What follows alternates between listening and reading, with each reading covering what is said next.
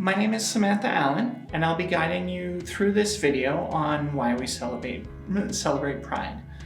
A few notes of housekeeping before we begin. This video is time-stamped, and links to all of the organizations that we will be discussing are in the description of this video.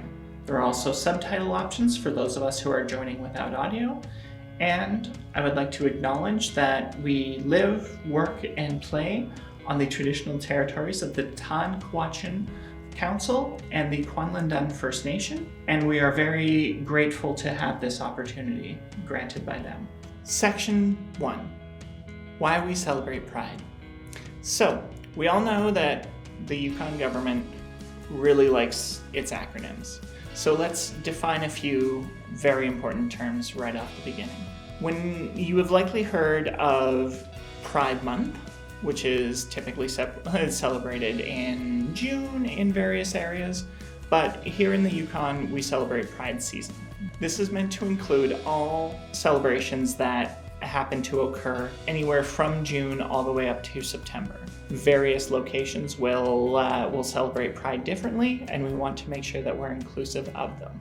You may have heard of the LGBTQ community, but when working in a government context, we refer to the 2S LGBTQIA+ community. 2S stands for Two-Spirit, L for lesbian, then gay, bisexual, transgender, queer or questioning, intersex, and asexual. And then the plus refers to any other part of the community that is not represented in the acronym. 2S was moved to the front of the acronym as an act of solidarity between the Indigenous and queer community and to further the goals of truth and reconciliation in this country. It is also to recognize that the Two-Spirit community was some of the first gender and sexual minorities within the continent in North America. The YG Pride ERG stands for Yukon Government Pride Employee Resource Group, and we'll get into what we do further along in the video. So, why is it that we celebrate Pride? So the first Pride celebration was held in North America, was held in the United States in June 28th of 1970. The date, and later the month, were chosen in recognition of the Stonewall uprising in 1969.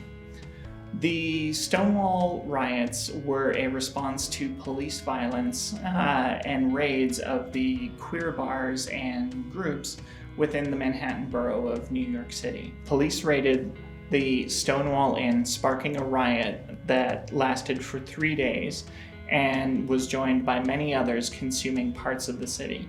This marks the beginnings of the modern gay liberation movement and brought attention and resources and eyes to an otherwise ignored and oppressed minority.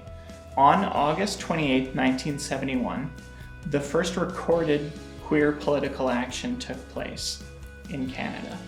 While homosexuality had been decriminalized in 1969, the community still faced significant amounts of police violence and discrimination resulting from decades of prejudice.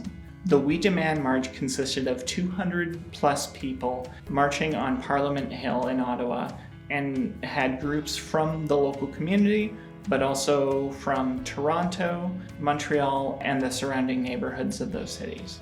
The march gathered on Parliament Hill and presented a list of demands to the government for focusing on equal rights and protections, namely continuing the criminal code reform, as buggery was still an offense under the law, family and marriage rights, and an end to summary dismissal and removal from government positions at all levels. You don't have to look far for other examples of courage and self-advocacy from the queer community as we continue our fight for equality, equal rights, and opportunity.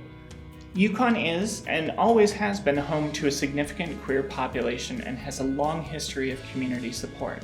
We also have the second largest percentage of cohabitating lesbian relationships in the country. Our first queer advocacy group, the Gay and Lesbian Alliance, was explicitly supportive of transgender identities, which wasn't common at the time. All Genders Yukon, founded by our local celebrity Chase Blagette, successfully led a campaign to include gender identity as protected grounds within the Yukon Human Rights Act, a move which was later followed by other jurisdictions within the country. We were the fourth jurisdiction in the country to recognize marriage equality, and What's Up Yukon was the first major publication to really dive in and explore what it means to be gender non-conforming in our world today. More recently, we have created the most expansive and inclusive coverage plan for gender-affirming surgeries on the continent, not just in the country. With that history finished, let's move on to pronouns. Section 2, pronoun etiquette. What are they? Why do we use them? Why does this even matter? Personal pronouns, if you remember from your second grade English class, are words which you can use to refer to people without using their name. These can be words such as she or her, he or him, or they or them. They, them is grammatically correct when used for a single person, not just for groups of people. Pronouns are a fundamental part of who we are, how we identify, and how we interact with each other and the world at large. Using someone's correct pronouns is a great way, but not the only way, to signify that you have respect for them, and that helps create an inclusive and welcoming environment wherever you go. Much like using someone's name. Sharing your name and your pronouns signals to other people that you are interested and respectful of them and want to learn more about their own pronouns, and sets the stage for future discussions. One of the important things to remember, though, is that people's pronouns will not always line up with their name or their gender expression, how they're dressing, how they're behaving. So it's important to not make any assumptions and to inquire about it. When a person shares their pronouns, please make sure that you're respecting them and that you're using them whenever you're referring to that person, even when they're not around. While this may sound like a lot of work, finding someone's personal pronouns out is really quite simple. It's a matter of simply asking. If you want to go further, when asking someone's pronouns, you might introduce yourself and offer your own pronouns first. Something to the effect of, "Hi, my name is Samantha. My pronouns are she and her. What about you?" Or even more simply, "Hi, I'm Sam. I'm she, her. What's your name?" Section 3, local resources. Here in the Yukon, we have a wide selection of resources, not just for the queer community, but also anyone who is questioning about themselves, parents of queer children or questioning children, as well as allies who just simply want to learn more. The Queer Yukon Society is a non-profit organization largely based in Whitehorse, but has offices in Dawson City and Watson Lake as well. Their primary goal is providing support and launching events for the queer community, most notably the Pride celebration that we are having all through the month of August. They've been in operation since 2013 and are celebrating their 10-year anniversary this year. At the Yukon government level, we have recently launched the Pride Employee Resource Group, as we described in the definitions section. We are aiming to create a safe and inclusive environment for employees, people who are questioning, and allies of the community to come together, share their experience, and support one another. You can email us at pride@yukon.ca to be added into our mailing list and to also participate in any events that we may plan in the future. To wrap up, Pride is a public celebration commemorating the 2S LGBTQIA+ community. It's to commemorate people of all stripes and backgrounds, but also one to celebrate our persistence and our continued survival in the face of long-standing hatreds and prejudices. What pride is there for people to recognize who are not in the community is that queerness is an essential and normal part of the human experience. We have made a great deal of progress in recognizing this as a society, but we still have a long way to go. Every bit of progress that we have made, every step forward to inclusivity and mutual support has been met with resistance and sometimes outright hatred.